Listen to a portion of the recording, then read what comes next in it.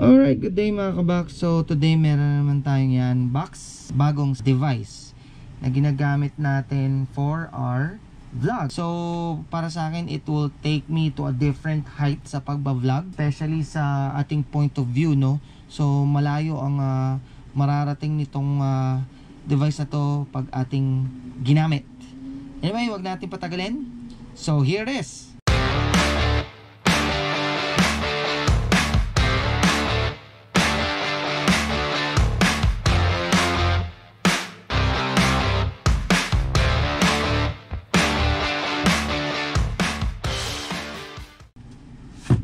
DJI Mini 4 Pro.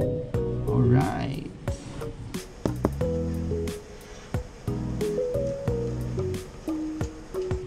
Ba?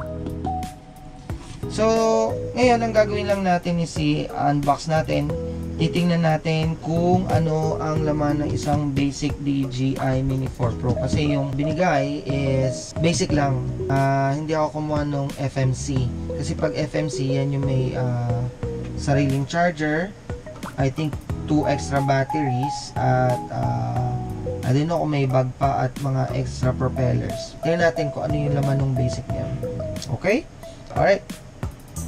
Okay, so let's go. Unbox na natin to at makita natin kung anong laman ng isang DJI Mini 4 Pro. Alright. Whew, exciting. Actually, na-unbox na namin to dun sa DJI store sa SM City North EDSA. Shoutout nga pala kay Lennon, yung sales na nag-assist sa amin, no? Okay, so ito na, hugutin natin yung nasa top box.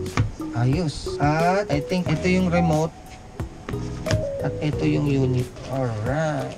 Okay, unit, yung remote, yung quick start guide niya. Karamihan sa atin basta may manual, quick start guide hindi na binabasa, pero para sa akin, since first time ko nagkaroon ng drone, para sa akin importante na basahin natin to, or pumunta tayo sa DJI website, panoorin natin yung mga tutorials nila ron para magka-idea tayo kung paano natin mapapalipad na maayos yung drone natin. Unahin na muna natin yung remote. Ang remote na pinili ko, RC2 controller.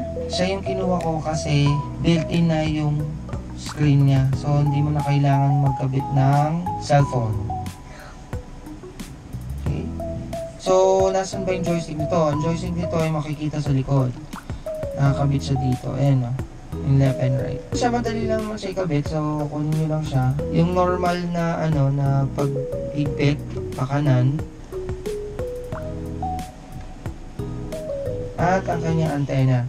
So sa tutorial, sabi, normally pag naka-angle kang ganyan, yung antena mo dapat nakaganyan din. Angulo din. Extra propeller. Hi mga kabak! Kaya dito yung anak ko, nangungulit siya. Charger cable na Type-C. At screwdriver para I think pangtanggal ng propeller. Other than that, wala na. At ayun na nga mga kabaks, eto na yung RC2 controller. Siya yung kinuha ko kasi built-in na yung screen niya. So hindi mo na kailangan magkabit ng cellphone. Ito, ang joystick dito ay makikita sa likod, yung left and right. Siya madali lang naman siya ikabit, so kunin nyo lang siya. And then, yung normal na na paghigpit pa kanan, siya.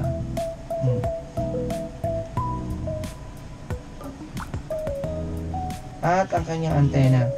So sa tutorial, ang sabi, normally pag naka-angle kang ganyan, yung antena mo dapat nakaganyan din. So ito ang kanyang remote control RC2. Alright, so punta na tayo din sa main event.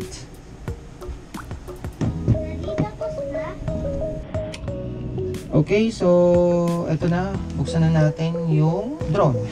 I mean, tanggalin na natin drone sa plastic. So, upon getting it out of the plastic, ayan na makikita natin. Meron siyang plastic guard para hindi gumalaw yung propellers na habang nakalagay sa bag mo or bag natin. Ito. Ayan. Plus, ito yung protector ng ating gimbal. ng camera. Paano ba siya tinatanggal? So meron siyang latch dito sa ilalim. Ayan o. Yan. Ito. Tatanggalin lang natin siya pataas. Okay? Yan. Tatanggalin lang natin siya pataas.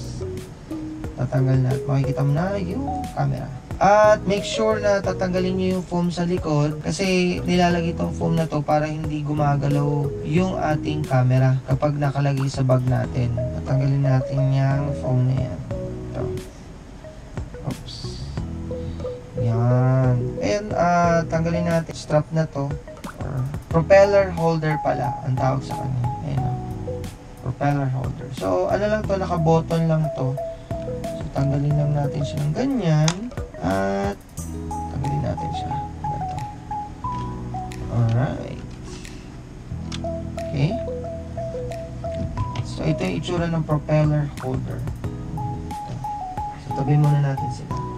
So this is the unit itself. Okay. Drone na to is 249 grams lang. Asan ang battery? Nandito. Hindi natin siya matatanggal kasi naka-fold pa yung propeller. So, i-unfold muna natin. Ito, ang inuuna ko muna is yung sa ilalim. Ito yung front propeller. Paano natin gagawin yun? So, flip lang natin. Make sure na mailabas nyo yung propeller. Hindi sila buhol-buhol.